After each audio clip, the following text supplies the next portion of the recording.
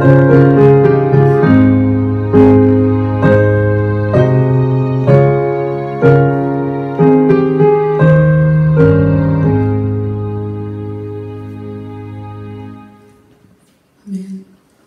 함께 나누실 말씀을 보도록 하겠습니다. 오늘 함께 나누실 말씀은 에베소서 6장 1절부터 4절 말씀입니다.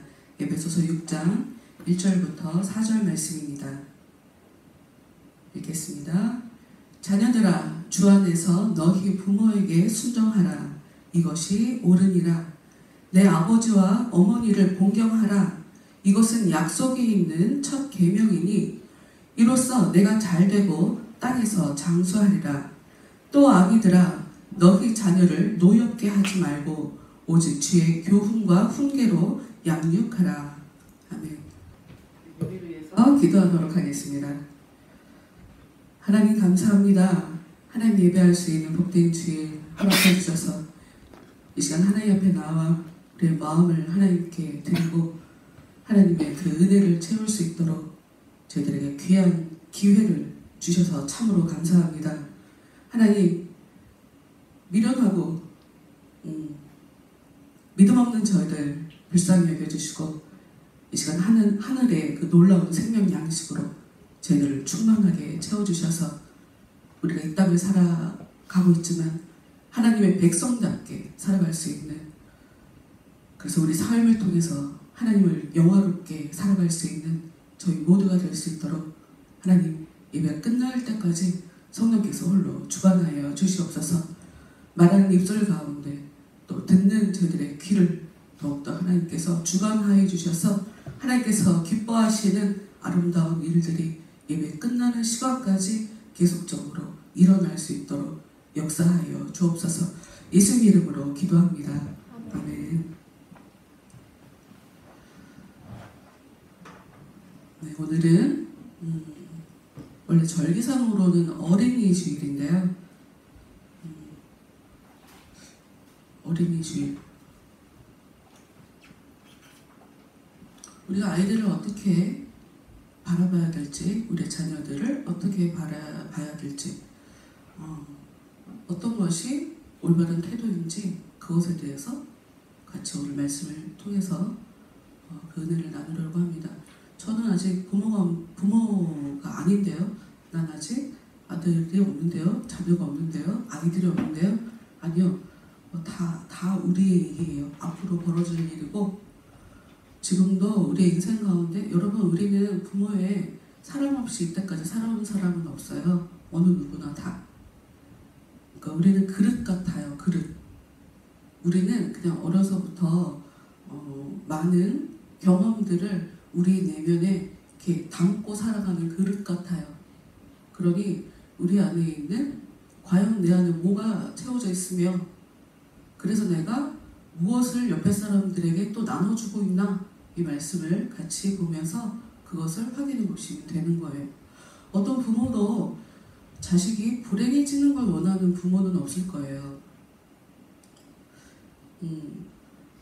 간혹 가다가 아기를 낳아서 아기를 버리게 되는 그런 부모도 있는 걸로 알고 있는데, 그때조차도 부모의 마음에는 내가 얘를 키우면 훨씬 불행해질 거다, 버리면서도 그 생각을 하게 되고요. 그리고 간혹 가다가 가족들이 동반 자살하게 되는 그런 일도 있는데, 그때도 차라리 죽는 것이 덜 불행할 거다 하는 생각이 들기 때문에 부모들이 자식을 이렇게 슬프게 비참하게 그런 일을 벌인단 말이에요. 기본적으로 부모는 자식들을 향해서 어떤 마음을 갖고 있냐? 우리 자식이 행복했으면 좋겠다, 잘 됐으면 좋겠다 라는 생각을 해요. 그런데 문제는 뭐냐면, 키우는 과정에 부모의 건강하지 못한 그런 마음들이 자식들한테 부모가 절대로 원하지 않는 엉뚱한 방향으로, 엉뚱한 결과로 주어지게 된다는 거죠. 이 정신의학에서 사용하는 단어가 있어요. 뭐냐면 이중 메시지, 이중 구속이라는 단어가 있어요. 좀 처음 들어보시죠? 그 기독교 교리도 하나님이 사람들을 구원해 내실 때 선택할 자와 버릴 자를 구원할 자와 구원하지 않을 자를 정해놓으셨다라고 하는 뭐 이중구속 뭐 이런 얘기를 하는데, 이 정신의학에도 이중구속이라는 말이 있어요. 이게 무슨 의미냐면 부모가 아이들을 양육하는 데 있어서 태도가 정확하지 않은 거예요. 그래서 아이들로 하여금 지금 이게 하라는 건가? 하지 말라는 건가? 이렇게 오해하게 만든다는 거죠. 그러니까 가령 이런 거예요. 부모는 아이들한테 야 공부가 뭐 인생의 조건 아니야 라고 하는데, 말은 그러는데 성적표를 보면서 자기도 모르게 한숨 짓는다던가, 공부를 왜 이렇게 못해? 아니 분명히 공부가 전부가 아니라는 것 같았는데 왜 저러지? 이런 거. 그리고 지금 부모는 아이가 어떤 문제가 보여서 그걸 고치려고 혼내는데 그 양육하는 그 과정에 너무 도가 지나치고, 아니면 이 아이 입장에서는 지금 부모가 나를 위해서 혼내는 게 아니라, 나를 걱정해서 혼내는 게 아니라 나를 미워하는구나 하고 오해하게 만드는 것들 있죠. 이렇게 두 가지 메시지가 동시에 상대방 아이들한테 전달될 때 이게 조현병으로 연결된다는 거예요. 정신분열증으로 연결된다는 거예요, 여러분. 그러니까 이중적으로 사는 거. 이게 근데 이제 우리 부모들이 어떤 게 있냐면 나는 잘못한 거 없다, 난 잘했다 라고 생각하는데, 여러분 그걸 아셔야 돼요. 이 사랑이라는 것은 내가 사랑을 표현했다가 중요하지 않아요. 상대방이 어떻게 인식했냐가 중요해요. 이 정신병을 치료할 때 과거에 어떤 일이 있었는지를 이렇게 상담을 하잖아요. 근데 실제로 그때 그 사건이 벌어졌는지가 중요한 게 아니에요. 왜? 부모들 입장에서는 옛날에 내가 너 그렇게 힘들게 한 거 아니야, 네가 왜 한 거야 하고 얘기하고 싶겠지만, 이 아이들 입장에서는 과거에 부모가 그랬다고 생각을 하고 있어요. 좀 더 나아가 믿고 있단 말이에요.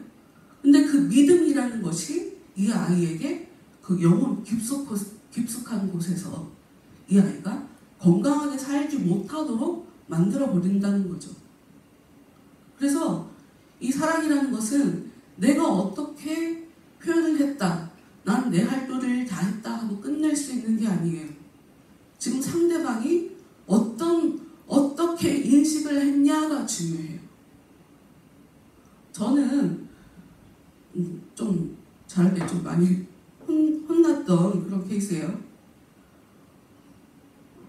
그래서 엄마가 나를 미워한다는 생각을 참 많이 했던 것 같아요. 근데 나이가 들수록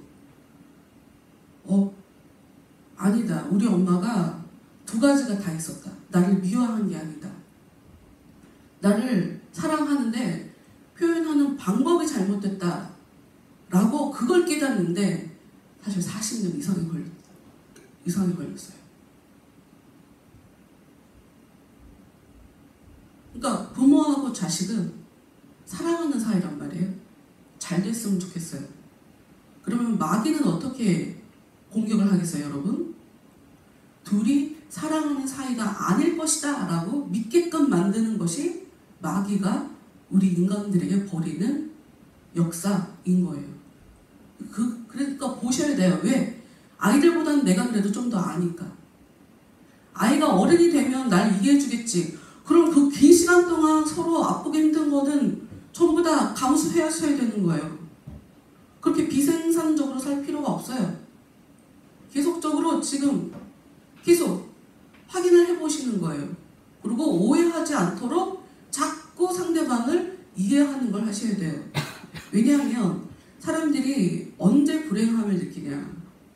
부모는 자식이 행복했으면 좋겠는데 언제 자식이 불행함을 느끼나, 내가 내 삶을 내 마음대로 통제할 수 없다고 믿을 때 사람은 무기력함에 빠지고요. 불행해져요. 그래서 어른들은 뭘 가르치셔야 되냐면 인생은 정말 우리 마음대로 안 되는 거야를 가르치셔야 돼요. 이걸 진짜 알아가는 게 부모예요. 아니 그 사람이에요. 어른이에요. 그러니까 부모는 어찌 보면 되게 좋은 얘기만 해주고, 여러분 그거 있잖아요. 가장 나쁜 부모가 어떤 부모냐? 자식이 원하는 대로 다 해주는 부모. 왜냐? 어른이 될수록 인생은 내 마음대로 안 되는 거야를 알고 그냥 받아들이고 이걸 삼켜야 되는데, 이 문제가 해결이 안 되니까 어른이 돼서까지 인생이 내 마음대로 안 돼 이러고 화가 난단 말이에요. 화가 난다고 해결되는 건 전혀 없거든요. 그러니까 그걸 가르치셔야 돼요. 그리고 반면 정확하게 또 가르치셔야 될 거. 그런데 너의 인생을 살아가야 돼. 자꾸 지지해주고 응원해주고 존중해주고, 아이가 부모가 나를 존중해준다라는 것을 느끼지 못하잖아요. 그럼 그 아이는 100% 인간관계 잘 못하는 사람이 되어버려요. 여러분 요즘 갈수록 미래 사회는 더 변할 텐데, 에어비앤비라고 하는 그 숙박업소를 갖고 있지 않은데 각자 자신의 집을 갖고 있는 그 사람들과 이렇게 네트워크로 연결해서 그들의 집을 숙소로 사용하게끔 하는 그런 회사가 있어요. 그 회사가 2008년에 세워졌는데 2015년에 전 세계에서 가장 큰 호텔인 힐튼보다 수입이 앞섰어요. 무슨 얘기냐면 앞으로 미래의 사회는 소유의 개념보다 공유하는 것, 얼마나 많이 공유하냐에 따라 더 부자가 되는 그런 사회가 될 거란 말이에요. 지금 우리나라에도 그 소카라고 하는 차를 사는 게 아니라 필요할 때 빌려 타는 거죠. 그리고 그 정수기 같은 거는 사지 않고 렌탈로 쓰잖아요. 이것도 공유의 개념이에요. 자동차도 렌탈로 쓰시는 분들이 있어요. 심지어 요즘은 집을 공유하는 그런 사람들이 나타나요. 그러니까 어떤 사람이 집 주인에게 집을 임대를 받아서 여러 사람이 함께 그 집을 쓸 수 있도록, 이것을 홈쉐어링이라고 하는데 여러 사람이 그 집을 같이 쓰는 거예요. 근데 그런 집들이 갈수록 더 늘어나거든요. 이게 무슨 얘기냐면 나 혼자 무엇을 가지려고 하는 것보다 가지고 있는 것을 활용을 어떻게 하느냐에 따라 앞으로 부의 문제가 그에게 크게 작용하게 돼. 부를 더 가질 수 있게 되는 그런 회사가 될 텐데, 아니, 사회가 될 텐데, 그러면 여기서 가장 중요한 건 서로 소통하는 능력이라는 거예요. 인간관계가 중요해요. 그리고 여러분, 사람은 인간관계를 통해서 사실 행복이라는 걸 느끼는 거예요. 그러니까 무슨 얘기를 하고 싶으냐면 우리 아이들이 정말 행복한 아이로 성장해야 한다라고 느끼신다면 꼭 가르치셔야 할 게, 아이가 인간관계를 잘할 수 있도록 가르치셔야 돼요. 인간관계에 있어서 가장 중요한 건 신뢰예요. 신뢰. 믿지 못해서 인간관계를 못하는 거예요, 여러분. 그러니 인간관계를 잘하는 아이로 성장하려면 무엇이 필요하냐? 아이가 부모를 믿으며 살 수 있어야 해요. 그리고 부모가 지금 나한테 이야기하는 게 무슨 뜻인지 금방 알아들을 수 있게 해줘야 돼요. 엄마가 같은 상황에 기분이 좋을 때는 봐줬다가 기분이 나쁘면 안 돼, 그거 하지 마 라고 하잖아요. 그럼 아이는 대체 지금 이걸 해야 되는 거야? 말아야 되는 거야? 근데 이게 재차 반복이 되잖아요. 그러면 엄마의 의중을 알려고 하지 않아요. 그럼 이게 어떻게 어떻게 이어지냐? 여러분 그 회사 생활 할 때 보면 누구를 센스 있게 상대방의 그 의도를 금방 알아채려요. 금방 잘 파악한단 말이에요. 근데 정말 상대방이 무슨 말을 하는지를 몰라서 어쩔 수 없이 웃으면서 네 잘했어요 라고 하는 걸 나한테 잘했다고 했어 이렇게 이해하게 만들어버려요. 그러니까 부모가 아이한테 계속적으로 신뢰라는 걸 줘야 되고 이 아이는 부모한테 계속 존중받는다는 거를 알아야 돼요. 그래야 부모가 무슨 얘기를 하는지 그거 말귀를 알아듣는단 말이에요. 쉽게 말해서 그걸 잘해야 커서 사람들과도 소통하는 걸 잘할 수 있는 그런 사람으로 성장하게 되는 거예요. 말씀을 봅시다. 6장 1절 자녀들아 주 안에서 너희 부모에게 순종하라 이것이 옳으니라. 소통이라는 걸 얘기하면서 왜 순종 얘기를 하냐? 여러분 부모가 부모하고 아이하고 기본적으로 유대관계가 괜찮잖아요. 그렇다면 아이는 부모에게 순종할 수밖에 없어요. 당연한 거예요. 애들이 왜 부모의 말을 듣지 않아요? 저 얘기를 들어갖고 나한테 별로 도움될 것 같지 않아서 내 생각이 더 옳다고 생각할 때 부모한테 순종할 수 없어요. 그리고 아무리 부모가 못해줘도 사실 아이들은 부모의 보호 안에서 보살핌 속에서 이제까지 살아왔거든요. 아이가 그 감사함에 대해서 감사로 깨닫지 못할 때, 그 고마움을 고마움으로 인식하지 못할 때 아이는 부모에게 순종하지 못해요. 이 말씀은 지금 4절 말씀과 같이 연관지어서 볼 수가 있어요. 6장 4절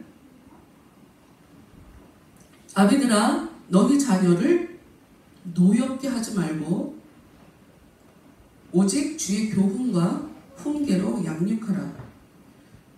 여러분 왜 아이들이 순종하지 않나? 아이들이 삶을 살면서 부모 때문에 노여워하는 경험들이 많으면 아이들은 부모에게 순종할 수 없게 돼요.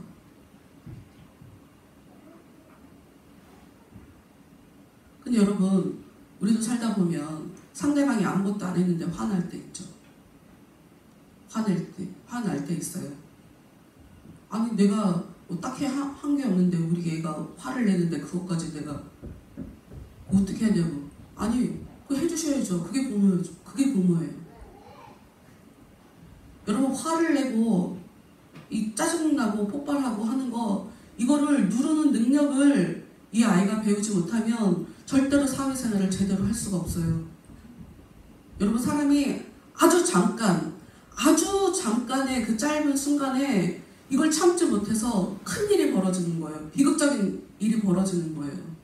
지난주에도 그 엄마를 죽여갖고 장롱에다가 딸도 죽였다고 뭐 이러는 것 같은데 그 범인이 잡혔던데 여러분도 화가 나실 때 있지만 화날 때 사람 눈빛을 보잖아요. 다른 존재가 저 사람을 사로잡고 있나봐 이렇게 느낄 때가 있어요. 한순간이에요. 아주 짧은 순간에 그 무서운 마음이 그 사람을 확 사로잡아서 주체가 안 되게 그냥 화를 나게 그렇게 만들어버린단 말이에요. 그러니 부모가 그러니까 아이한테 자꾸 화를 내면 안 돼요. 부모가 화를 자꾸 내면 아이는 이 화나는 것이 문제라고 인식하지 않아요. 화가 나니까 짜증나니까 엄마 아빠가 나 지금 화내게 했으니까 아빠도 화내잖아 엄마도 화내잖아. 화내는 게 뭐가 나빠? 아이는 무슨 삶을 통해서 엄마 아빠가 자기한테 화내는 걸 보며 지금 부모는 아이를 교육시키려고 단호하게 교육을 시키는 그 상황이지만 아이는 교육과 혼내는 것을 이 구별을 하지를 못한단 말이에요.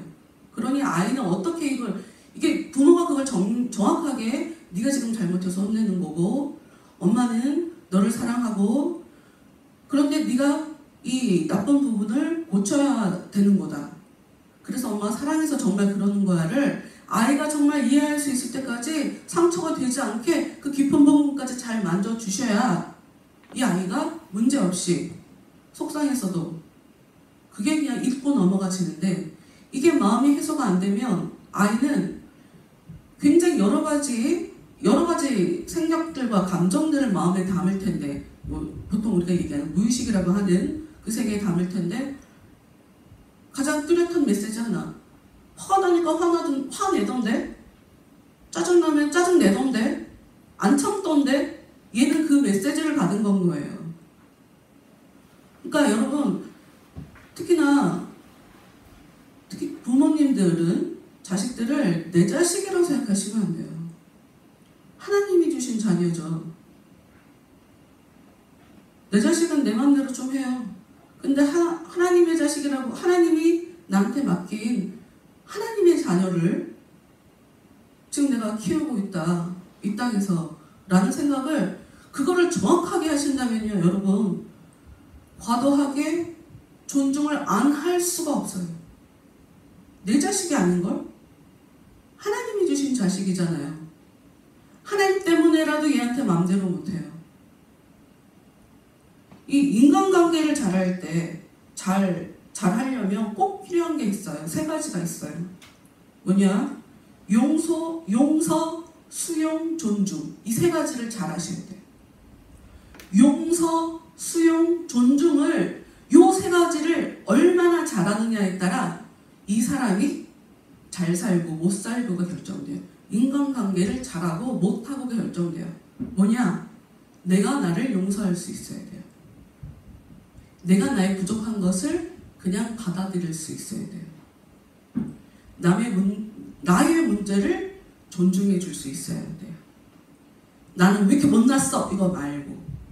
이걸 할 수 있고 남도 그런 시각으로 볼 수 있어야 돼요. 그래, 네가 화났으니까 속상했나 보다 나한테. 내가 볼 때는 쟤 굉장히 문제가 많단 말이에요. 근데 그 사람의 그 문제 수용해줘야 돼요. 그러지 않으면 인간관계를 제대로 못해요. 그리고 그 사람이 어떤 결정할 때까지 기다릴 줄 알아야 돼요. 이게 존중이거든요. 이것도. 그러면 이걸 어떻게 우리가 배우냐? 어려서부터 부모한테서 배우는 거예요. 부모가 아이를 용서해주고 존중해주고 스스로 어떤 결정을 할 때까지 기다려주고 부족한 부분을 다 받아주고 부모한테 배우는 거예요. 부모한테. 그러니 내 생각으로 아이를 가르치는 게 아니라 내 감정과 내 판단으로 아이들을 가르치는 것이 아니라 부모들에게 필요한 것, 교훈과 훈계로 향유해요. 여러분 성경 말씀에 다 나와 있어요. 어떻게 아이들을 가르쳐야 하는지. 다시 처음으로 돌아갑시다. 자녀들아, 주 안에서 너희 부모에게 순종하라. 첫 번째로 자녀를 얘기하고 두 번째로 아비들을 얘기했지만, 자녀들이 아까 말씀드린 대로 자녀들이 순종하지 못하는 이유는 대부분 부모들이 잘못하기 때문이다. 자녀들의 문제는 그냥 부모의 문제인 거예요. 그래서 제가 자주 얘기하는 부모님들이 우리한테 굉장히 복된 복음의 소식을 주는 게 있잖아요. 어려서부터. 결혼해서 딱 너 같은 애 낳아봐라. 굉장한 복음이죠. 왜? 딱 나 같은 애를 낳기 전까지 내가 얼마나 문제가 있는 사람인지 알지 못해요. 인정하지 않아요. 고치려고 하지 않아요. 자식이 그것 때문에 속상해야 돼. 딱 나 같은 애가. 근데 거기 또 함정. 아빠는 엄마 닮아서 우리 아이가 저런다고 생각하고 엄마는 아빠 닮아서 저런다고. 대체 누구를 닮은 거야? 라고 하지만 마음속에는 이미 답이 나왔어. 분명히 남편을 닮아서 저러는 걸 거야. 나라고 생각하지 않죠. 여러분 1차적으로 자식의 문제는 부모의 문제예요. 내가 마음에 문제가 없을지라도 표현법이라도 문제가 있어서 아이가 잘못 이해하는 바람에, 그래서 내가 아이의 그 깊은 마음까지 헤아려주지 못해서 우리 아이가 그렇게 그런 문제를 갖고 지금 살아가는 거예요. 그러니까 마냥 혼내고 비난할 일이 아니죠. 나 때문에 벌어진 일이죠. 어찌 보면 부모가 미안하다고 그 말을 먼저 해야 될 것 같아요. 어쨌건 자녀들아 주 안에서 너희 부모에게 순종하라. 여러분이 순종하라, 이 말을 듣는다는 거 굉장히 중요해요.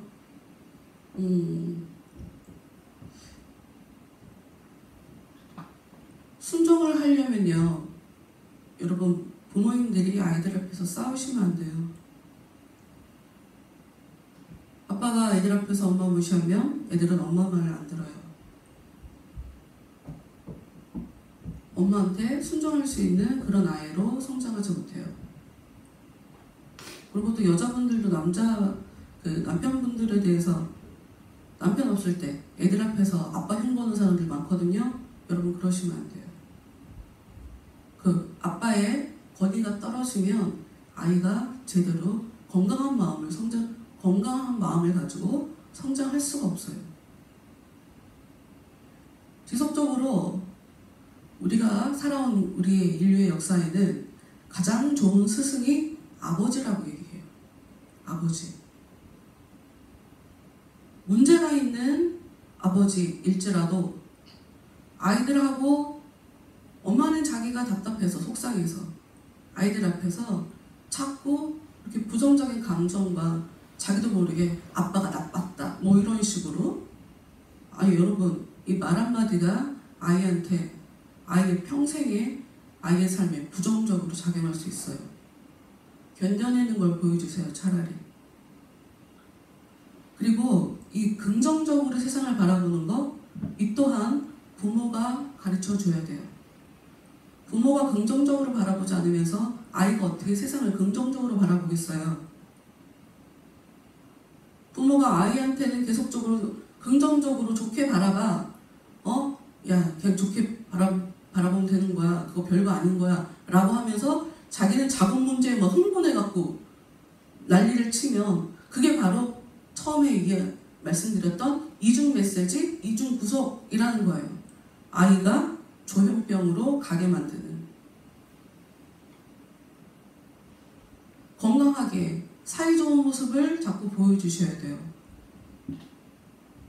그래야 어른이 될 때까지, 18세, 19세, 20세 그때가 될 때까지 자기 안에 계속 채워주고 한 그것들 가지고 사회생활을 잘하게 되는 것인데, 이 순종이라고 할 때는 굉장히 여러 가지 측면을 좀 바라볼 수 있겠죠.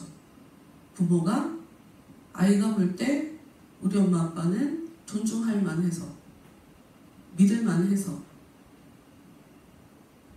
이게 가장 좋을 거예요. 그런데 어린 아이들 말고 여기 자녀들아 라고 할 때는 그 어른이 된 사람들에게도 적용되는 이야기거든요. 여러분, 어른이 돼서, 성인이 돼서 내가 지금 힘들어하는 이 문제가, 내가 부모가 나한테 나를 잘못 키웠기 때문에 라고 생각하신다 그러면 여러분은 인생이 절대로 좋게 펼쳐지지 않아요. 어릴 때 말고 내가 어른이 돼서 나는 부모를 어떻게 바라봐야 되나? 순종해야 돼요.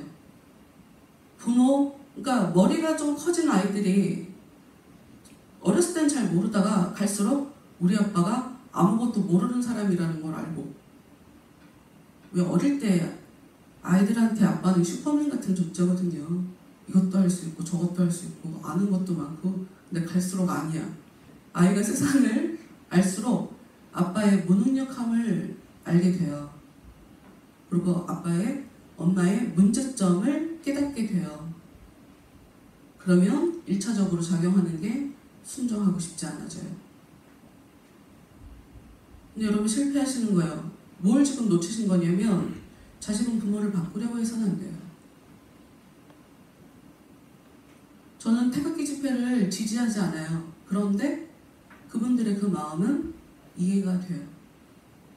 일제시대, 전쟁, 우리가 상상도 못하는 굉장히 힘든 시간들을 견뎌내신 분들이에요. 그분들은 정말 내가 원치 않는 나의 인생은 없고 전부 다 상황 때문에, 다른 나라 때문에 내 삶이 몽땅 뺏겨버린 그런 슬픈 과거를 사신 분들이에요. 그러니 그분들한테는 1차적으로 삶에 벌어지는 일들을 두려움으로 받아들이게 돼 있어요. 겁이 많을 수밖에 없어요. 겁이 많은 사람한테 문제라고 얘기해봤자 절대로 해결 안 됩니다. 자녀들은 부모를 바꾸려고 해서는 안 돼요. 순종하셔야 돼요. 그리고 어찌됐건 이제까지 부모의 보살핌 때문에 살아왔어요. 존중해드려야 돼요. 내가 먼저 사랑하지 않고 내가 존중하지 않으면서 나를 사랑해, 왜 사랑해주지 않느냐, 나를 왜 존중하지 않느냐 말할 자격이 없는 거예요. 아까 말씀드렸지만 저도 저희 엄마 마음속에 나를 향한 순수한 사랑이 있다라고 하는 그 긍정적인 측면만 바라보기까지 굉장히 오랜 시간이 걸렸거든요.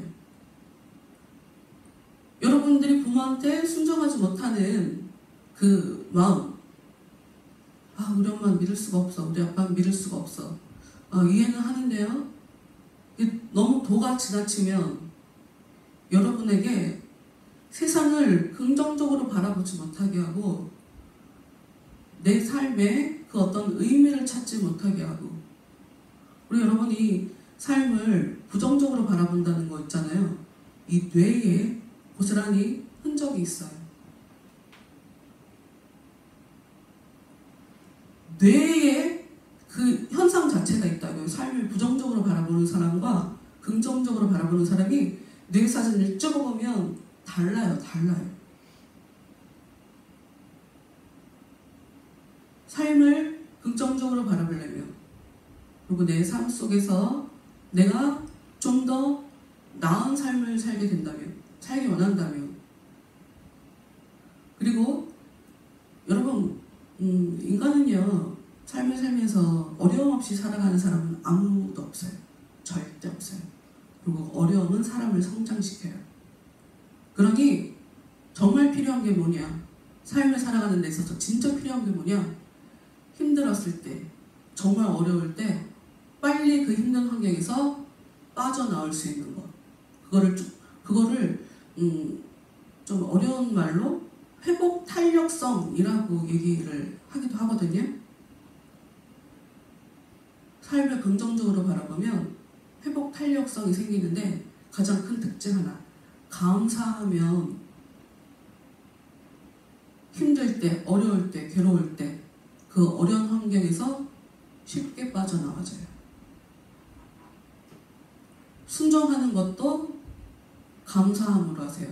감사한다는 건 희한하게 나를 긍정적으로 바라보게 하고요, 남도 긍정적으로 바라보게 해요. 아유 감사합니다, 네 하세요. 그냥 그렇게라도 자꾸 감사하시면 진짜 좋은 일이 벌어져요.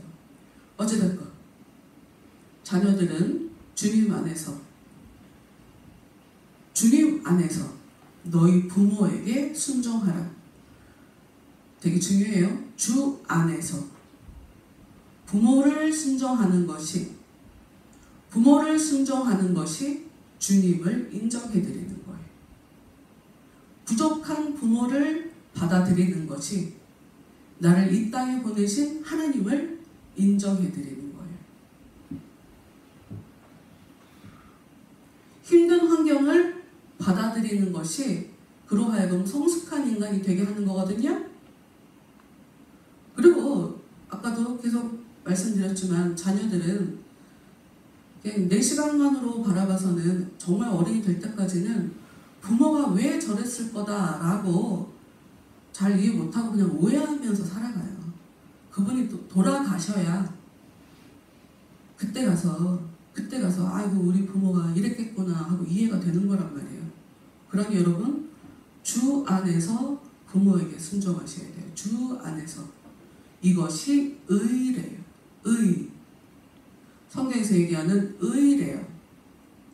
그리고 이 의라는 것이 왜 중요하냐? 2절 말씀.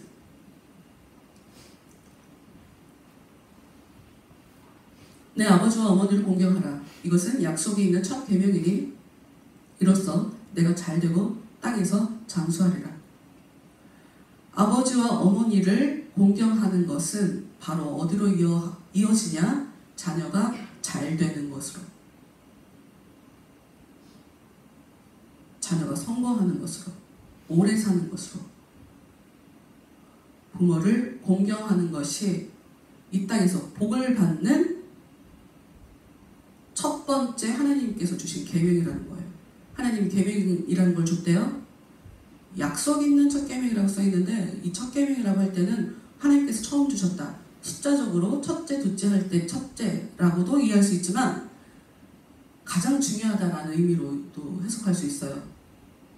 근데 여기서 중요한 건 하나님이 약속을 해주시면서 계명을 주셨다는 거예요. 이걸 해. 그럼 이렇게 될 거야. 약속. 부모한테 공경해. 그래야 네가 잘 돼. 감사에 대해서 감사를 받아놓고 감사할 거리를 받아놓고 감사하지 않는다. 부모의 사랑을 받아놓고 부모를 공경하지 않는다. 이 정도로 모렴치하다는 건 바깥에 세상에 나가서 당연히 인간관계 속에서도 이기적으로만 살아가게 될 거예요. 인간관계 잘못하는 사람이 어떻게 제대로 인생에 좋은 일이 일어나겠습니까? 절대로 그런 일은 없죠. 작은 것에 감사하는 사람이 오히려 인생에서 잘 돼요, 여러분. 작은 것에 감사하는 거 사실 쉽지 않죠. 그런데 그것이 감사할 수 없는 것에 감사하고 정말 작은 것에 감사하면 상대방으로 하여금 그 사람을 굉장히 긍정적으로 보게 하는 효과가 있어요. 자녀된 우리는 부모에 대해서 불편함이 있을지라도 하나님의 복이 직접적으로 나에게가 아니라 부모를 통해 나에게 전달되는 것이라 하는 것을 기억하시면서 내가 정말 잘 살기 원한다면, 내가 잘 되기 원한다면 난 부모를 존중해드리고 부모에게 순종하고 부모한테 효도해야 돼라는 걸 정확하게 아셔야 돼요. 그리고 또 정확하게 아비들아, 부모님들께서 아셔야 될 건 나는 그런 의도가 없었지만 나의 그 어떤 행동으로 아이가 화나지 않게, 나 그런 의도가 아니었다고. 그러니까 이게 아이가 성장했으면 그게 이해가 될 텐데 어린아이들은 이게 이해가 안 돼요. 그리고 필요 이상으로 노엽게 하면 안 돼요. 화나게 하면 안 돼요. 속상하게 하면 안 돼요. 삶을 좌절하게, 삶에 나 싫어, 나 아무것도 못하겠어 이렇게 좌절하게 하면 안 돼요.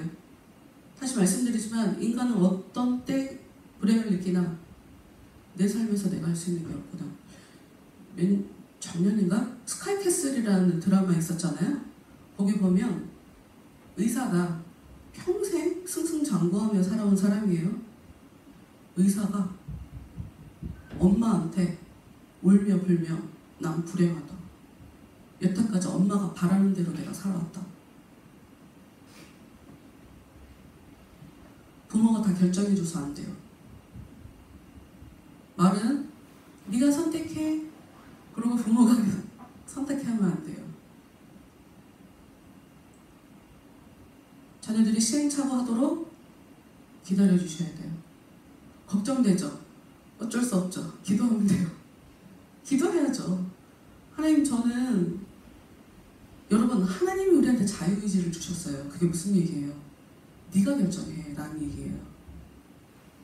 근데 왜 우리가 우리 자녀들한테 결정은 내가 한다, 너는 무조건 따라와라, 하나님을 모르기 때문에 이게 그러는 거고요.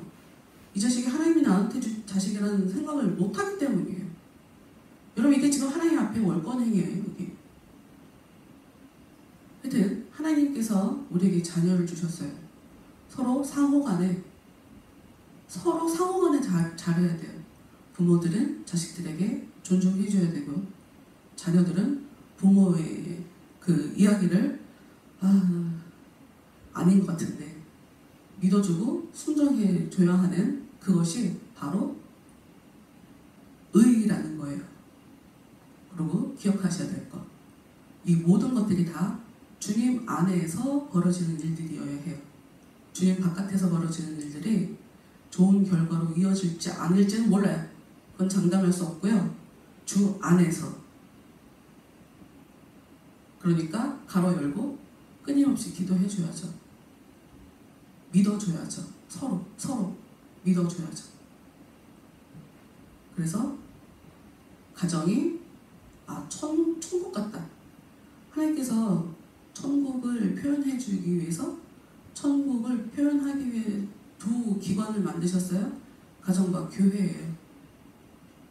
그래서 가정을 보면 이게 천국이지 하고 자녀들이 느끼게 해줘야 되고요. 부모가 느끼게 해줘야 돼요. 서로 우리가 그럴 책임이 있어요. 서로에게 책임이 있어요. 네, 우리 이 시간 기도합시다.